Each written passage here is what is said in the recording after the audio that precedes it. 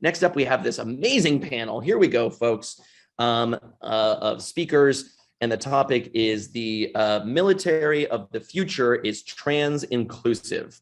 On January 26, 2021, trans people were permitted to join the US military. Yeah, you heard that right, 2021, not 1921. Trans military exclusion has a long and heartbreaking history. And this is where SPARTA comes in, a trans military advocacy nonprofit organization.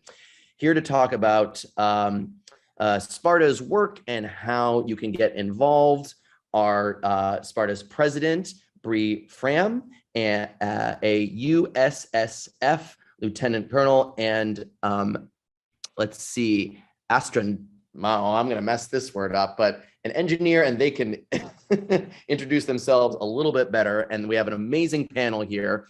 And I'm going to pass it over to our moderator to do the intros of everyone we have. Thank you all. And thank you for your service. Hi, thank you so much, Hunter. I first just want to welcome all of our viewers for joining us for a Diversity Reboot Series Pride Summit. Very excited to be here, and thank you to the representatives from SPARTA for joining us for this today. I do want to go ahead and get started and welcome Bree, Nadine, Alleria, and Nick. Again, we're so glad to have you here to talk about trans military advocacy. Such an important subject. I'm so honored to be moderating this talk with you all. So to get started, would each of you mind introducing yourselves and tell us a little about your role within the military? Sure, I'm happy to kick that off. Thank you so much for having us here and for hosting this discussion, because this is a topic near and dear to all of us as transgender service members. And my name is Bree Fram. I am the president of SPARTA, which is an advocacy organization that represents transgender service members. But I'm also an active duty lieutenant colonel in the United States Space Force. And was mentioned earlier, I'm an astronautical engineer, or in the common tongue, you can say rocket scientist. So that is the way I like to describe it. I've had some amazing opportunities during 18 years of service in the Air Force prior to transitioning over to the Space Force, where I now lead our plans and policies for acquiring things. So basically, how does the Space Force build new satellites, and what are the policies that we use to get those in place to deliver amazing capabilities in space? On top of that, I happen to be trans. I came out on the day the ban was first lifted in 2016, served through the reimposition of a transgender ban, which we'll talk about, and am now honored to be serving openly and authentically with amazing service members like the rest of our panel. Thank you so much, Bree. Really appreciate that. And also your job is so cool. Love hearing about that. I'll just let y'all play popcorn, and I'll just let each person call on the next one and introduce themselves if you don't mind. Okay, well, I'll jump in. My name is Alleria Stanley, and pronouns are she, her. I am active duty United States Army and have been serving for almost 20 years now. I came out like Bree on the day that the ban was lifted back in 2016, and have served throughout the tumultuous time of the ban, the unban, the reban, and the unban again. And so I'm looking forward to, as I face retirement, to handing it to the next generation, and hopefully in a much more solid capability of how we're going to be able to do this. From there, I'm going to pass it off to Nick. Hey, everybody. My name is Nick Wright. I am a Master Sergeant in the Ohio Army National Guard. I am an active duty National Guardsman, so I work full time. I'm kind of the 5% of guardsmen who are actually active duty versus reservists. On the military side, I am an NCOIC for a recruiting company. So I oversee currently 9 recruiters and kind of help them sort of implement themselves into their communities and things like that. And we help people who are seeking enlistment, and then we also train them prior to them actually going to basic training. So it's a really great job. I've been doing that for 9 years. So I transitioned, obviously, in a very public eye because I was a recruiter at the time. Like everybody else, I came out on the day the policy was announced in 2016, and have been blessed to continue to be able to do what I do. And I'm now a volunteer with SPARTA, so I assist with individuals who are seeking enlistment, kind of using my recruiting experience to assist them starting their careers. So I'm not, did Nadine actually, is she on? Yeah, I'm Are here. they on? I'm sorry. Yeah, no, we're good. There we go. Hey, non-binary. Thanks, I appreciate it. And I apologize for my voice. I started losing it over the weekend and I just started getting it back today. So if at some point in time today I am no longer intelligible, I do apologize for that. Yeah, so I'm Nadine. I've been in the Army for 20 years. I just celebrated my 20-year Army anniversary this year on Flag Day.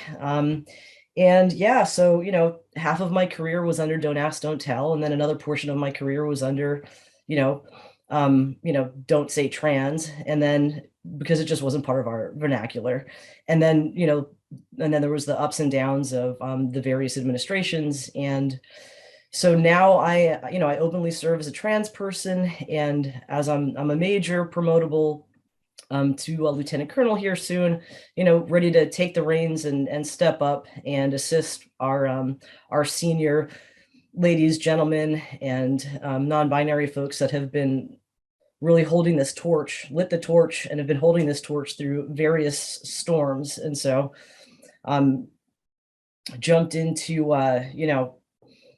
the SPARTA group really just as an assistant for those individuals that are non-binary as myself and need assistance going through the process as I have gone through it or am going through it. And when I joined 20 years ago, I was an enlisted person. I graduated college. I was in transportation, and after a couple of years decided to get a master's degree and come back in commission. And I've been an officer for those 16 years. And I work in the medical department. Currently, I work for Office of the Surgeon General. I work in the healthcare operations detachment, or it's not really detachment. It's like its own little area within that organizational structure. And it's unique because, and it's also helpful because a lot of trans policy is obviously medically related. And so having those touch points available to me to both trigger, ask questions, and also help implement whatever way possible forward progression, that is something that I'm able to help with because of where I work. I also work in the Pentagon and for the Army budgeting and programming office.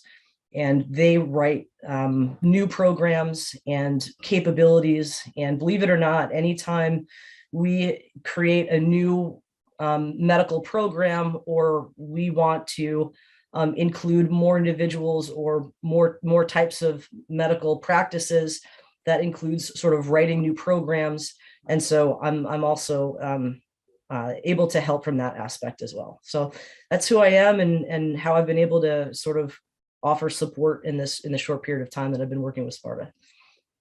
Awesome. Well, first of all, I want to thank each and every one of you for your service. I am an LGBTQIA plus veteran myself, so I wholeheartedly thank every single one of you, and I certainly understand the sacrifices that you've made in your life to serve our country. So thank you so much.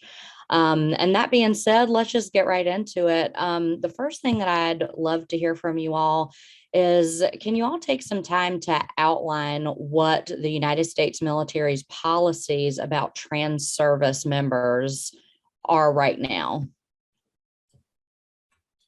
So I'll try and give you the short version on this, because this could be an entire hour-long presentation.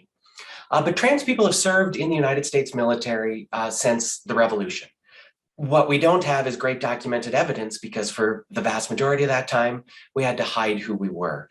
Now, there is documented evidence going back to the Civil War of transgender people serving, including some highly distinguished people like Albert Cashier, who both was a prisoner of war, escaped, got back to his unit and fought multiple battles for the Union Army as they marched across the South, and then was buried later at full military honors, having lived his life as a transgender man.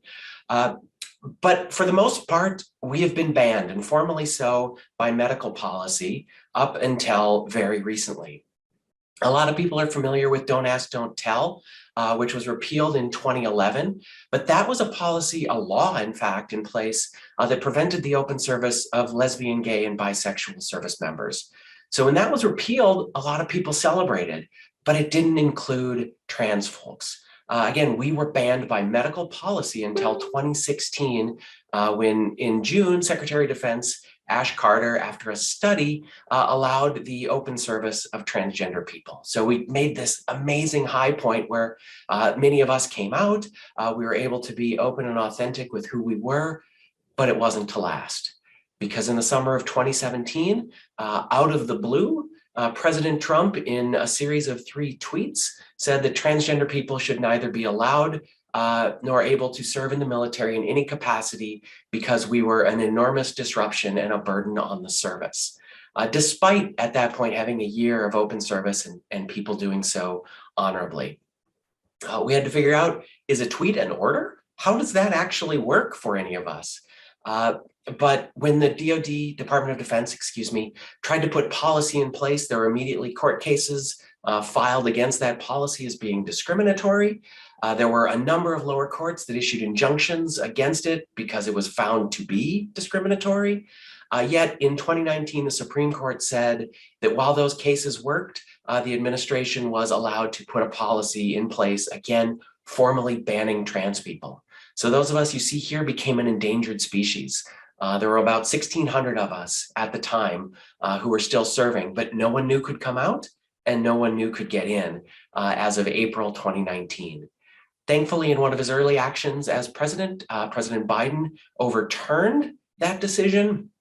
And again, last year allowed for the open service of trans people. So we're seeing another influx of transgender people, both being able to come out in the service, and as I'm sure Nick will talk about later, trying to get into the service, because it's critically important that we are able to tap into the 20% of young folks right now identifying as LGBTQ and get them into the service. Thank you so much for that. And with all that being said, with all the challenges that our transgender service members have faced and are still facing, what motivates SPARTA? What motivates all of you, and how are y'all managing to stay resilient through all of these challenges? Well, I'll take that. How do we stay resilient? Well, because of our commitment to serve. That is unchanged throughout all of it. We wish to serve our country. And regardless of any adjectives, descriptors, or boxes and labels that we're put into, that is ultimately what we do, and what we sign up for is to serve our country. So we continue pressing forward. By its very nature, the military is about adapting and overcoming challenges. So that is part of our deep culture, so to speak, that we will do this. And whatever it may be, even part of being something bigger than ourselves. So when you have an organization such as SPARTA, which is, again, fighting to ensure that all transgender persons can serve equally and without any liabilities or hindrances, then that is, again, wanting to be part of something bigger than yourself, working towards a bigger cause, and working towards those who are coming behind you, which is common with just being in the military, the service. So it runs part and parcel with it. Thank you so much for that, Alleria.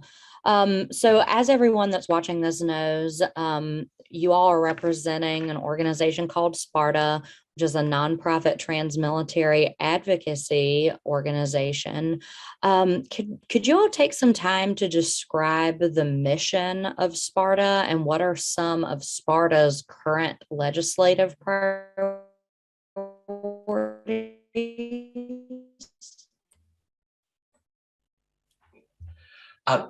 Happy to jump in on that one and let the others fill in the gaps that I leave out. But SPARTA as an organization, as a nonprofit, was formed in the wake of the Don't Ask, Don't Tell repeal because trans people were left out of that. And there needed to be a voice to try and get us to be able to serve openly and authentically.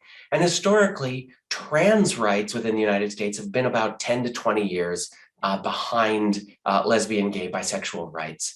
And so we were formed in order to push that forward. And thankfully, we succeeded faster than we expected.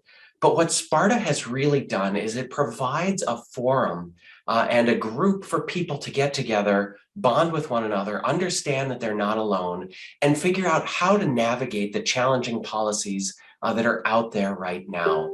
And that's really more important than anything is the peer support that we provide to our members. But our external focus is important as well, as we advocate and educate on behalf of those transgender service members, both within the Department of Defense and externally as we look at what are our legislative priorities. Because right now, our service is at the whim of executive order. Where it's been changed twice before or 3 times before, it can be changed again. And if a future administration gets in place and says, no, you can't serve, we could all be out of a job despite our decades of service and experience. So we would very much like to see Congress codify the equal opportunity protections that are currently in the Department of Defense and guarantee the opportunity for transgender people as well as everyone else to serve regardless of characteristics like sex, religion, race, that have nothing to do with one's ability to serve. And that's called the Truman Amendment to the National Defense Authorization Act that's being voted on in the House this week. So if people want to call their congressman and tell them to support the Truman Amendment, that is critically important for our mission to support our transgender service members going forward. Alleria? One of the other wonderful things, powers that SPARTA has, and Bree touched upon this, is its community. The transgender policies throughout the Department of Defense differ according to each branch of the military. And then you find, just as a nature of any bureaucracy, that depending upon where you are, there may be nooks and crannies that you fall into. And so as a transgender person who is coming out into the military and looking to find that comradeship, SPARTA provides that, because you may not feel safe or comfortable even approaching other members of your command or your fellow Navy sailors, Army soldiers. And so it's a resource, and it is that community, because one of the first things that is always the hardest to overcome is that feeling that you are absolutely alone, that there is no one else out there like me, that I'm the only one facing this, because surely no one else is going to be like this, when there's nothing wrong with being yourself. So you join the group, and all of a sudden there's this vast network of people who are just like you, some who are just starting out, some who have been fighting this battle for years and years and have made many accomplishments that you can look up to. You have folks in various stages of their transition. Some are just starting out and learning how to bring the transition into their life.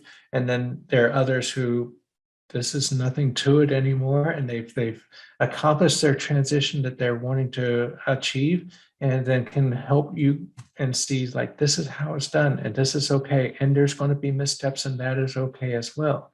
So it is that wonderful community resource of knowledge. When they say, my commander wants a memo, how do I do this? And you have 5 to 10 immediate responses, like, here's a copy of mine, you can use it, here, adapt this, this is what the policy says, read up on it. And you can't beat that. That immense resource is so empowering. Absolutely. Does anybody else have anything that they'd like to add to that before I move on to the next question? What was the question again? Sorry. Yeah, the question was just asking about what are some of SPARTA's current legislative priorities, or, I mean, even if you just want to talk about internal military priorities. Understood. Thank you. For sure.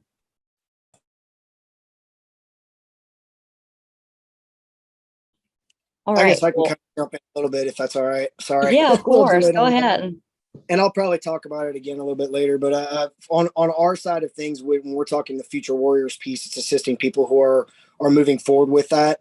And on the legislative side, it is incredibly important for us to be able to see what's happening at the recruiting station locations, the MEP station locations, and then the training base locations, to be able to push that up to the SPARTA leadership to take that to the legislation, and be able to kind of address some of the issues that our individuals that we're working with are facing as they go through the process. So it's a wealth of knowledge, and I think that that's something that, especially as people are trying to navigate enlistment, because it's such a difficult process just in general, to have an organization like SPARTA be able to have that connection to the lawmakers is a massive resource and a hugely helpful thing to have.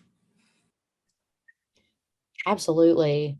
And Nick, it's actually timely that you decided to speak on that, because the next question is for you.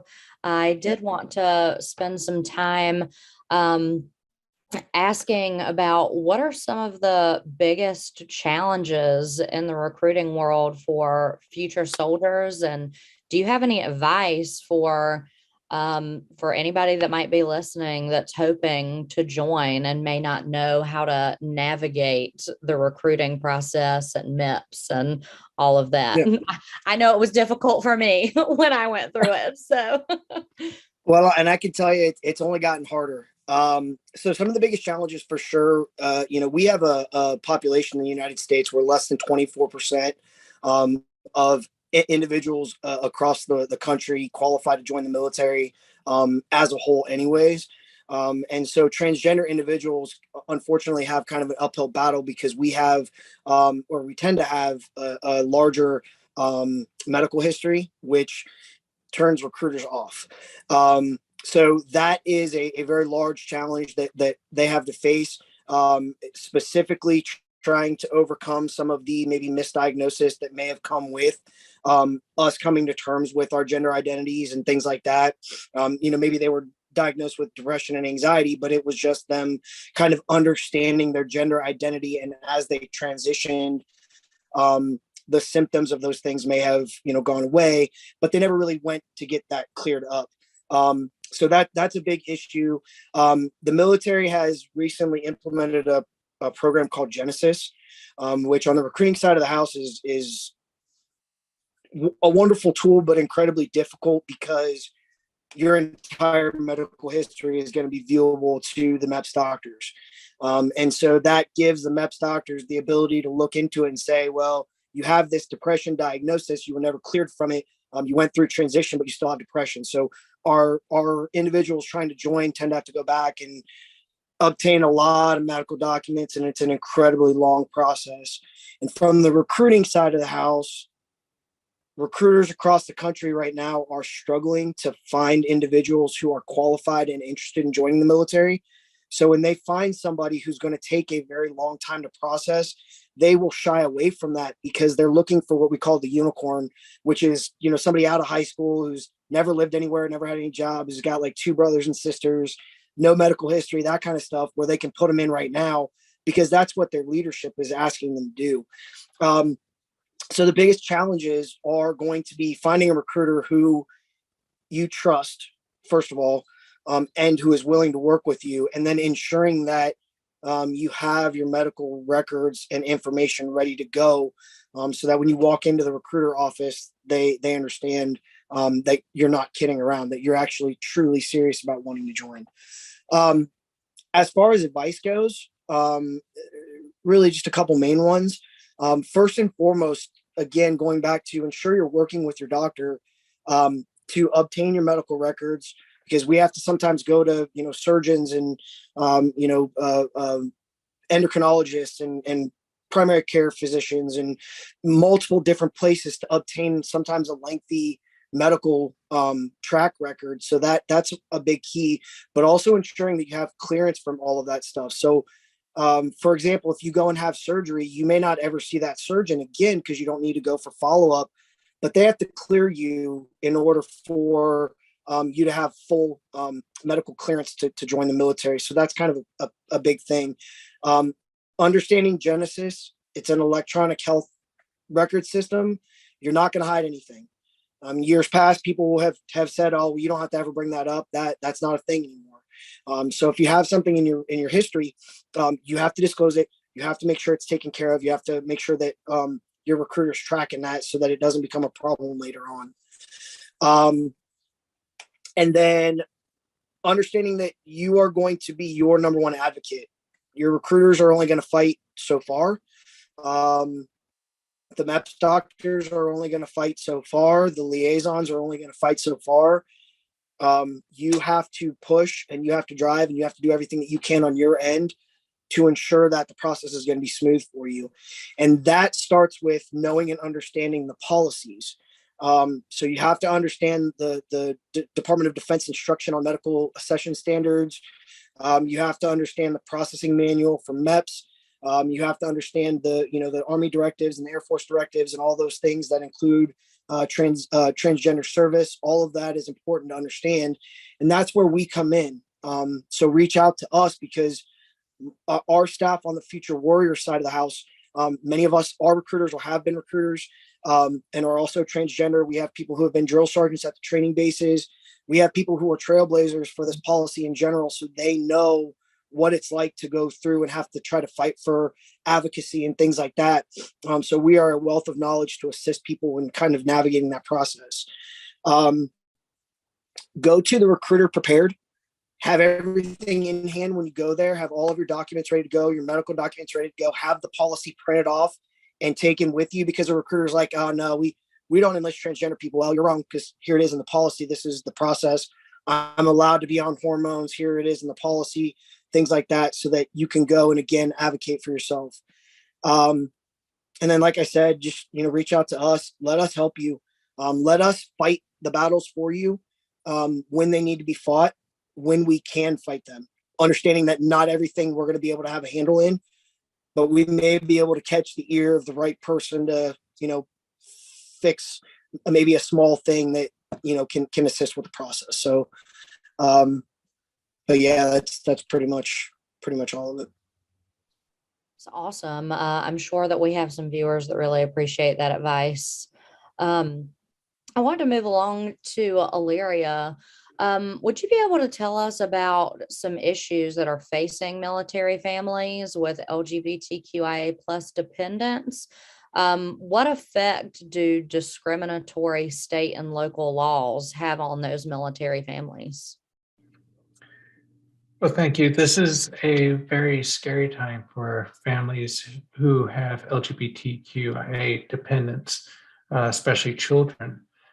So stepping aside from whether or not the service person is a member of the community, focusing on their dependents is a completely different process. Now, historically, it's always been that you get your orders and you go where you're told to go. The needs of the service apply, and you are unquestioning. Every move is a new adventure. Sure, there may be difficulties with going overseas, different customs, different laws, but stateside was always going to be a definite adventure. Where you're going to go, and the community was always abuzz with these are the great bases and these are the ones that maybe are not quite as pleasant. So that was how it was. But now we have these new laws that are being passed through state legislatures far and wide. There's over 33 states that are working on legislation at this time in various stages of development, either having actually passed laws that are discriminatory towards members of the community or are working diligently towards it. So what happens when your family gets orders to one of those states? What do you do? Well, the service person, you go because those are your orders, but do you bring your family? What does it mean if you have perhaps a transgender child and you get orders to a state that has outlawed pediatric care for transgender persons? It is absolutely horrific to expect your child to detransition or to interrupt care. Do you go there facing possible arrest?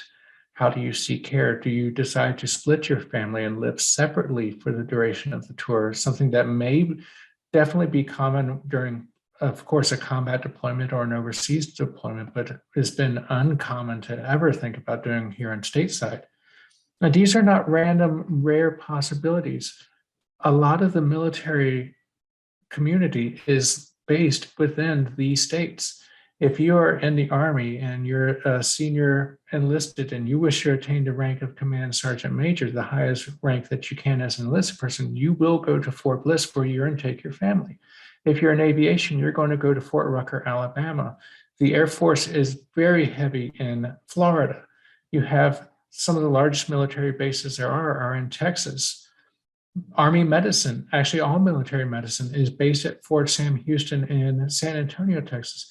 These are not small matters. And so you have a community of families that are very worried. What do we do now? How do we face this? And while there is some movement by some of the services, notably the Air Force has begun exploring a way to use the Exceptional Family Member Program as a way to try to bypass these horrific laws and policies.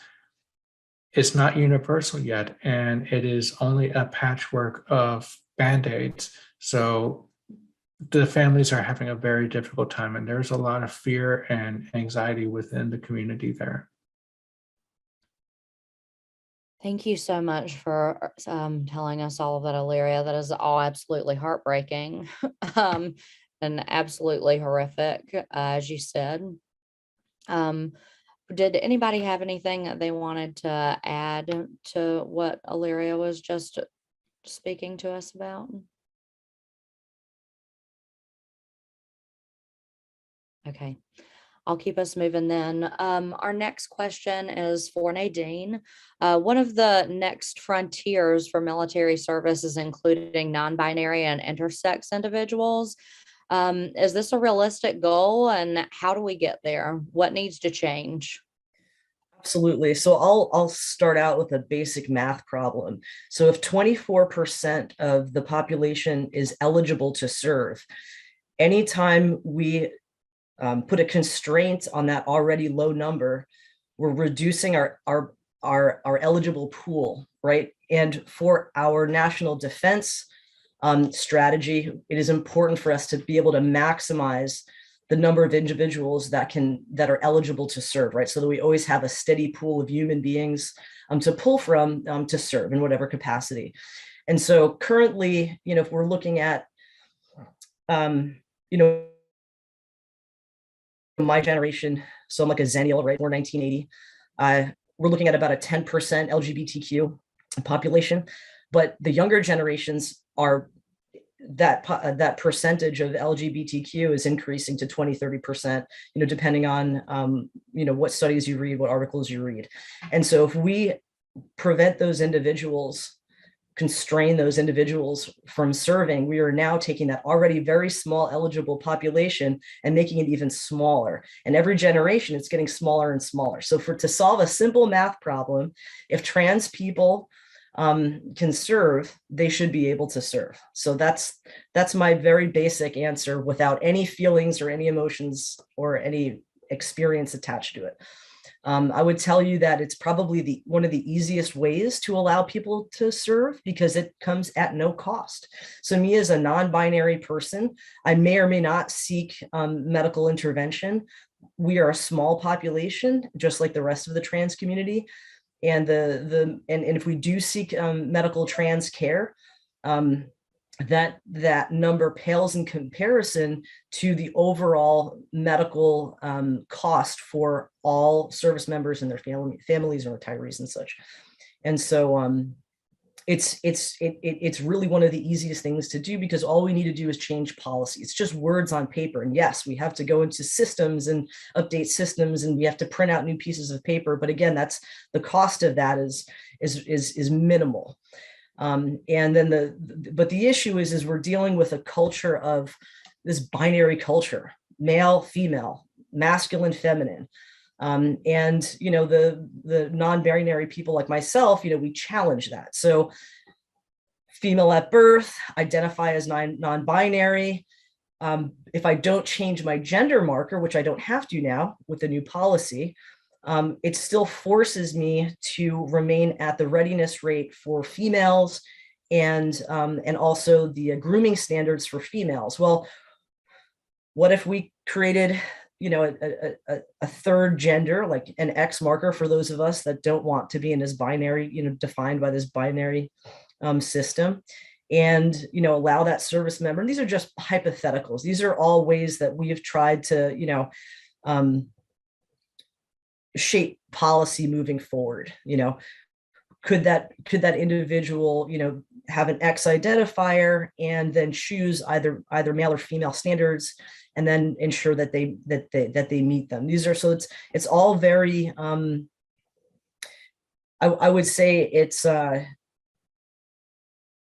supportable. I would say it passes the feasible, accessible test. And it's just a matter of culture, how much and how fast is our culture willing to expand sort of beyond this binary. And so are there any other follow-up questions to that, or would anybody else like to add in on that?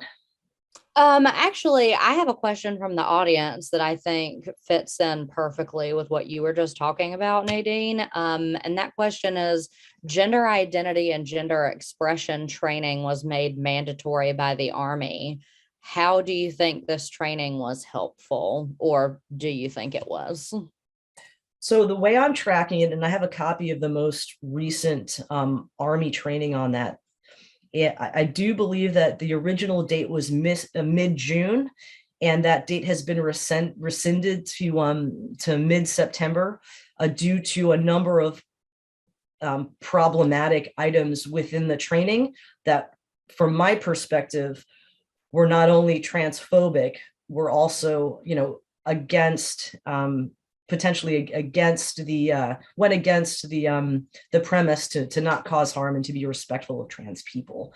So that training is being reevaluated, and it should, when it does get published, it should be a lot more palatable to the trans community.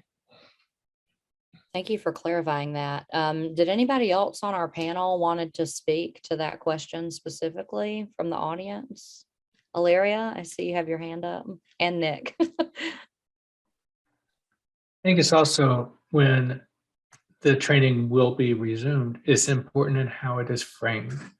There is a lot of training that goes on, and a lot of it is perceived as annual, check the block, just mandatory, click through the training, and it's seen as a burdensome detriment, a time consumer, something that may prevent you from achieving something else that you want to get done, because until you're 100% complete on your training, we're not going to let you go to this next thing. So it's not seen as an actual development tool. It's just something that has to be done. And this is where it's very important that commands step out of their usual comfort zone and express how this is an important training and it is relevant, and give it the credence it needs, instead of a message such as, well, until all of the unit is at least 80% on this training, we're going to have, difficulties of whatever kind.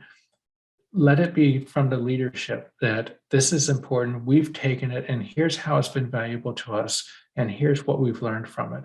Because otherwise it just becomes another item that has to be accomplished, another item that is a pain in the rear, another thing that takes up your time, and is seen as a complete waste. And why are we doing this? And you want to make sure that the positive is emphasized, and that is what's going to be very key as things like this come out. Absolutely. Nick, I think you had something to add as well. Yeah, I just, from personal experience with this, I, in the last few years, have been kind of very reserved and kind of closeted. And when this training was when the policy rechanged and the training was repushed out, especially on the recruiting side of the house, I stepped forward and held the training for my recruiters myself. And I think that, going along with how we push the training out, it's also who is pushing the training out. Because if you're just going to give it to some Joe who's going to speed through it and tell them not to don't do this, don't do that, kind of click through the slides and not pay attention to it, versus, somebody from the community, which isn't going to be possible in every unit. And I understand that, but somebody who at least understands the community and can speak from a, personal opinion on it, sometimes is received better. Because when I told my recruiters about it, and you could see some of them kind of like, do the soldier thing and roll their eyes or whatever the case was. And at that point I was like, all right, you know what, if you guys don't like it, you don't want trans individuals in this military, you don't want to work for me. And their eyes all kind of went wide. And I think that part of it is just that most people just don't realize that they know trans individuals. They don't know, or that they know non-binary individuals that they're currently serving. And that all the policy does is allow us to have the same visibility and the same rights. So I think that a piece of it is also who actually gives the training. And again, just like Alleria said, how it's presented and things like that. Thank you for adding that, Nick. Did anybody else want to add to that in any way? Just want to make sure that everybody gets to contribute. Okay. Well, the next question is definitely a very general and quite a loaded question. But why does transgender inclusion matter to the military? Why is it important? So I'll lead off with inclusion in the military is a national security imperative. Nadine touched on it briefly in terms of the numbers game, but it's a lot more than that, because we are going to fight and win wars in the future with brain power. And if those brains just happen to be in a marginalized body that the military missed out on, that's a problem for us, and we're going to lose. The other issue is that we understand that the power of our ideas comes from diverse perspectives and being able to bring everyone in the room in at their best. And when you live in a closet, when you have to protect your identity, that's an issue, because what that does is when you're dedicating mental energy to protecting your identity, you're not dedicating it to the mission.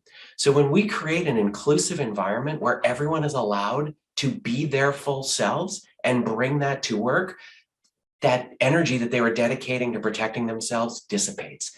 They get better as an individual. The unit gets better because they are more dedicated to the mission. People to your left and your right look at you and say, wow, you are really bringing it to the team. And we all get better together when we have that inclusive service, both from the perspectives that it brings and from everyone being able to reach their full potential. So inclusion is absolutely critical to everything we do in the future.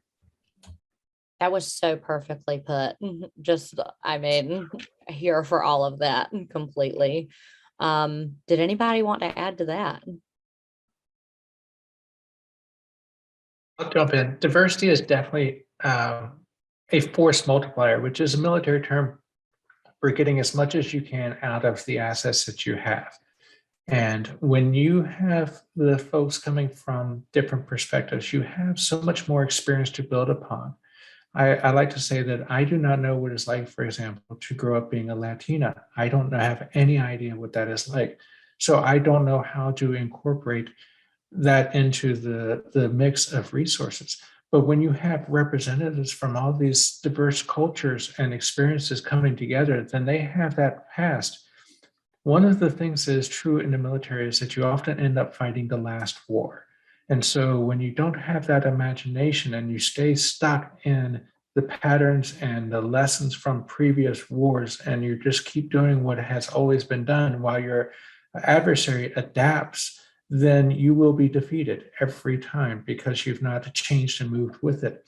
So when you have the diversity and the diversity of thought, the diversity of experiences, the diversity of intelligence and ideas, this vast diversity that comes from inclusion, then you have many more ways to move past the last war and be ready and achieve absolute victory in the next one. Was also excellently put. And I'm telling you, y'all are all just taking me to church right now with this question. Anybody else? Anything to add on that front? All right. What kind of educational resources does SPARTA currently offer to trans military personnel, and what are you offering to the general public? I think one of the biggest things that we offer is something that was touched on earlier in the discussion, that we offer a network of over 1,600 transgender military personnel who everyone can tap into and draw strength regarding their journey. And if there's a barrier in their way, maybe someone else has faced that and knows a way around it, or knows something that can be used to circumvent that in one way or another, or has the example, like, hey, this worked for me, try that. So that collective wisdom that we offer to one another is an incredibly powerful tool. What I think we really offer to the general public are events like this. We have found that sharing our stories is one of the most powerful things we can possibly do. And oftentimes it is just by our existence that we are changing hearts and minds within the military. But externally, our stories make a difference. We talked earlier about when President Trump tweeted that we were a burden interruption to the military. At that time, about 50% of the American public and 50% of the military thought that transgender people should serve openly. But because that shone a spotlight on our service that had never been there before, opinions changed dramatically. You had a transgender drill sergeant in People magazine. You had a transgender military couple go on the Ellen show. And our stories got out there showing that we were serving just like everyone else, both here at home and deployed around the world. Within 2 months from those tweets, over 70% of the public and the military supported service. Within 2 years, it was in the high 80% range. That's dramatic. And that's all through the power of our story and just showing that we exist. We serve for the same reason as anyone else. And SPARTA serves as an amplifier of those stories. You can go to our website, spartapride.org, read little vignettes of transgender service members and the amazing things they do. You can pick up the book over my shoulder, With Honor and Integrity, Trans Troops in Their Own Words, 26 more stories about trans folks doing incredible things. So that's what we can really do, amplify and highlight as SPARTA, is say, look, we're here, we're doing amazing things, and these service members you see on the panel today and thousands of others are kicking butt for the United States day in and day out. Love that. Does anybody have anything that they'd like to add? I would like to take some time for some of the questions from our audience, if that's okay with you all, but I would like to give everybody else an opportunity to add anything.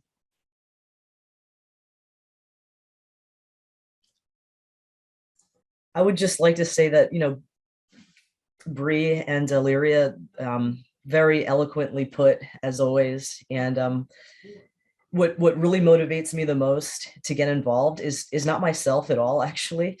It's our junior folks that don't have as much lobbying power and as much agency because of their rank or their perceived position, or because of potentially their confidence level, or a number of things.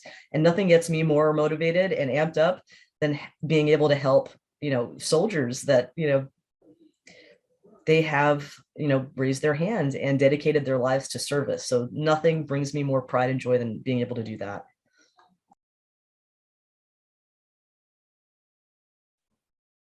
Oh, that was beautiful. I'm not gonna lie, that choked me up a little bit. No, that's awesome. Before we get into questions, I really just want to say to every single one of you, I know I said it at the beginning, but it has truly been a personal honor to talk to every one of you today. This is by far probably the best panel that I've moderated in my years at Power to Fly doing these. And I just can't thank all of you enough for the work that you are doing for your community and our wider community within the military. It's just outstanding. So I had to say that to each of you. We do have a couple minutes left. Is everybody game for a couple questions from the audience? Awesome. Well, one of our viewers, Kathy, asked if you all have any statistics on the success rate trans people currently have with successfully enlisting. How big of a roadblock is past anxiety or any sort of misdiagnosed mental health issues. And there's actually a follow-up part to that, but I'll let some of you answer some of that before I ask the follow-up part, if that's okay. I guess I can step in on this one. So it's actually hard for us to actually put a percentage of success rate, mainly because not everybody comes to SPARTA and asks for our assistance. So we have had individuals across the country who have enlisted without our assistance and us tracking them through the process. But we do see success. We actually have had recently, in the last 90 days, we've had 3 or 4 who have actually graduated from various training bases. One just graduated a couple days ago from Army basic training. So we are seeing people successfully get through MEPS and successfully enlist without any issues. When it comes to the mental health piece of it, we fall under, just like anybody else in the military, the Department of Defense Instruction 6130.03 Volume 1, which is the medical standards for enlistment.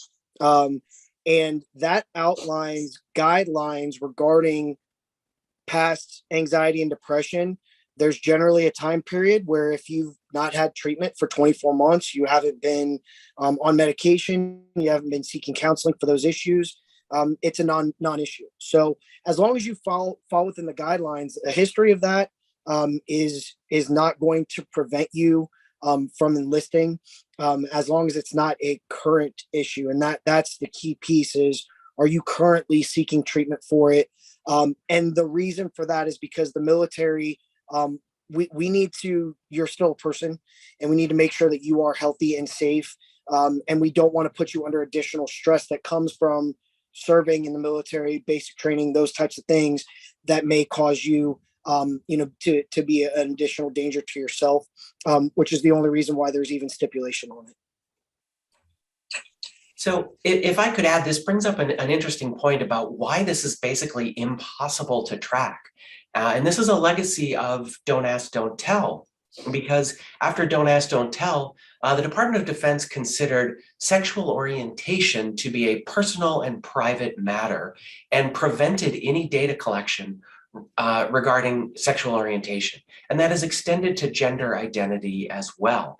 So we deliberately do not track this type of information. Now, there's been some recent movement to talk about bringing down that barrier for sexual orientation data.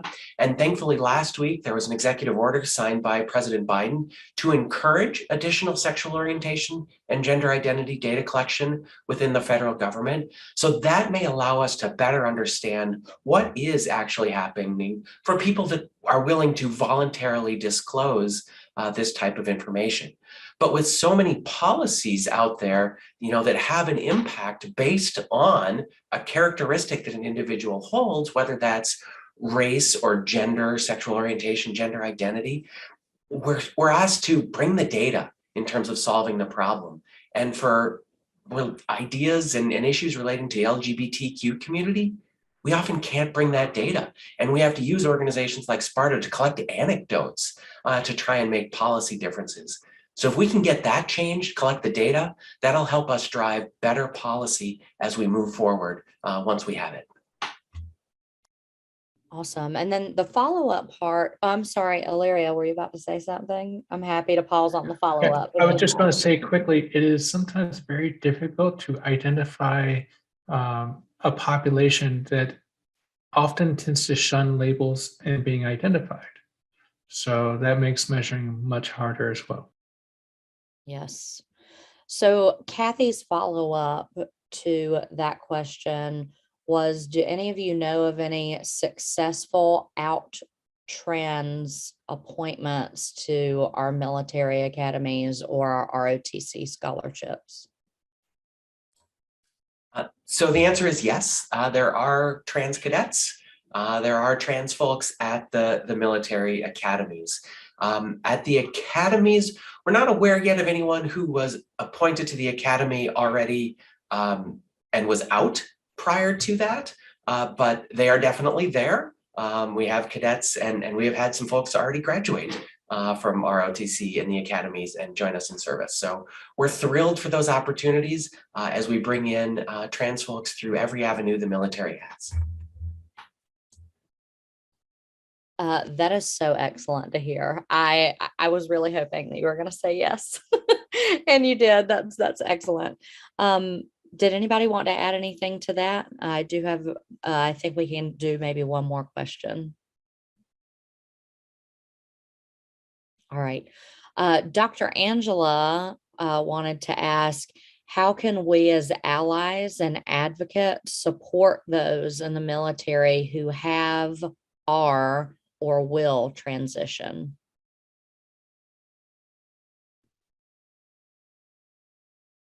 That's a great question. How can we do that?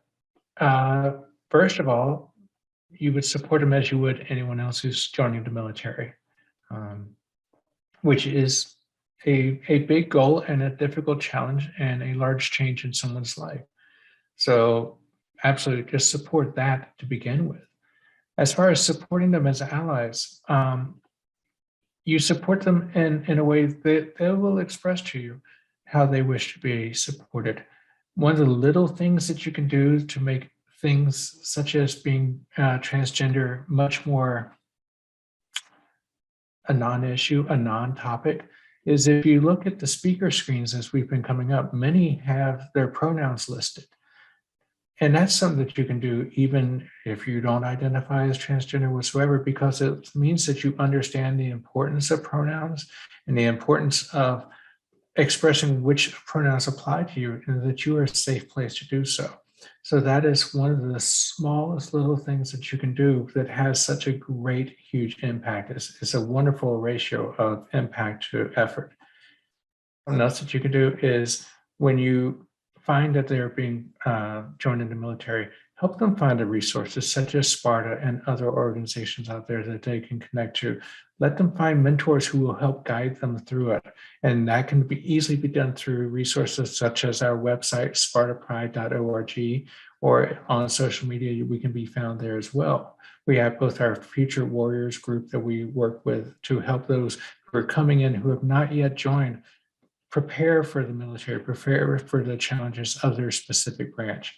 And so help them find the mentors, the connections, and the folks that will help them get through this. Thank you, Alleria. Nick, you wanted to add something? Yeah, I was going to say the military teaches each one of us that we're all a safety.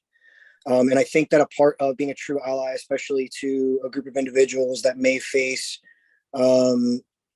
additional conflict, maybe is the right word for that, is really just like any sexual harassment, sexual assault, EO violations, things like that, is just making sure that if you hear it, to stop it immediately, because there is still going to be that chatter at the soldier level or the sailor level or the Marine level, and as an ally, stopping that and teaching the correct way to move forward is going to be the only way that we can correct and assist in leveling the playing field for everybody. So just maintaining that positive attitude and assisting in that teaching and that learning aspect of it from the ally point of the side of the house would be hugely helpful.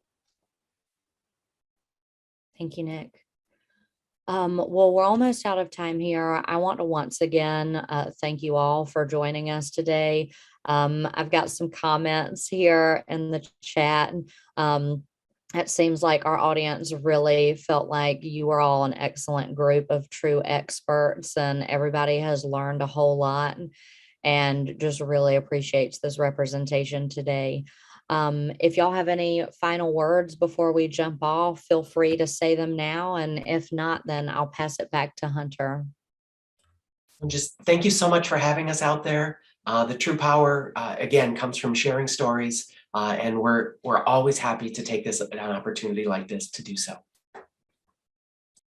Thank you for this wonderful opportunity. This has been an absolute delight to, again, share those stories. So often we hear that I don't know anyone who serves in the military who's transgender, and we say that you don't know of. So this is a wonderful thing to show that there's plenty of us here, and we're very happily serving. So thank you.